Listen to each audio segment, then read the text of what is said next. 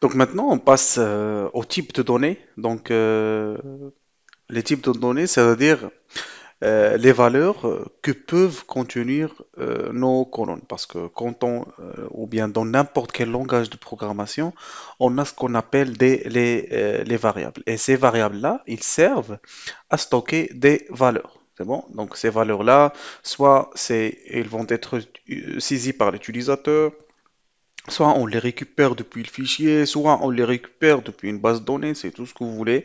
Généralement, ça, c'est une valeur qui a un type. C'est bon, donc qui a un type précis. Et notez bien qu'il existe des langages qui sont, qu'on dit typés, et des langages non typés. C'est bon.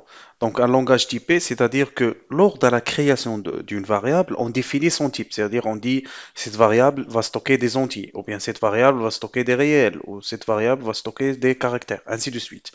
C'est-à-dire qu'on dit au langage de programmation avec lequel on est en train de travailler que si tu reçois, donc tu vas recevoir des données par exemple de type int. Par contre, donc s'il reçoit d'autres valeurs autres qu'un int, donc il y aura des erreurs. Et les langages non typés, c'est-à-dire on peut déclarer la variable et on peut y stocker n'importe quelle valeur. Il se peut que dans un premier temps on stocke un entier, par la suite on peut stocker des caractères ainsi de suite, tel le PHP. Par exemple, PHP pour les variables, c'est pas vraiment typé, donc il suffit juste de la déclarer et on peut y mettre sans tout ce qu'on veut. Par contre, Java, C, même SQL, on dit sont des langages typés, c'est-à-dire il faut définir le type des valeurs que va recevoir la variable.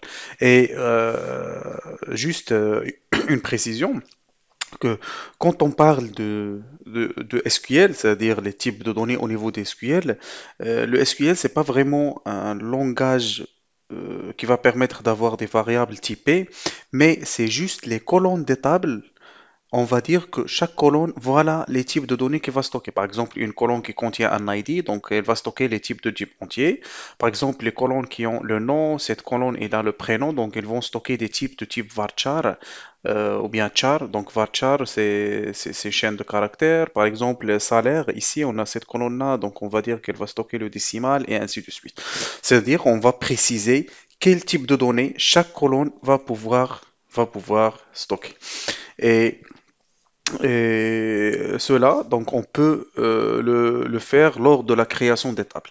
Notez bien que si on travaille avec les fonctions et les procédures, on va déclarer des variables et ces variables-là seront aussi typées. Par exemple, je vais déclarer une variable A et je vais dire que cette variable-là, elle va stocker du décimal, une valeur de type décimal. Et cette valeur-là, c'est-à-dire que, parce que dans la majorité des cas, si on travaille avec des procédures ou fonctions au niveau du SQL, c'est pour récupérer des données depuis les tables, les mettre dans des variables et faire le traitement. C'est bon? Donc, ça, c'est juste pour vous donner une idée générale sur les procédures et les fonctions, mais on verra ça en détail lors de la prochaine formation, Inch'Allah. Et on avait dit qu'on spécifie les types de données. Donc, on avait dit qu'on peut le faire dans différents cas. Et parmi ces cas-là, c'est lors de la création des tables. C'est bon? Parce que lors de la création des tables, on va définir la colonne et on doit définir le type de données qu'elle doit stocker. C'est bon? Et ça, c'est important et c'est fondamental lors de la création des tables. Et ça va être aussi important lors de l'insertion des données et ainsi de suite.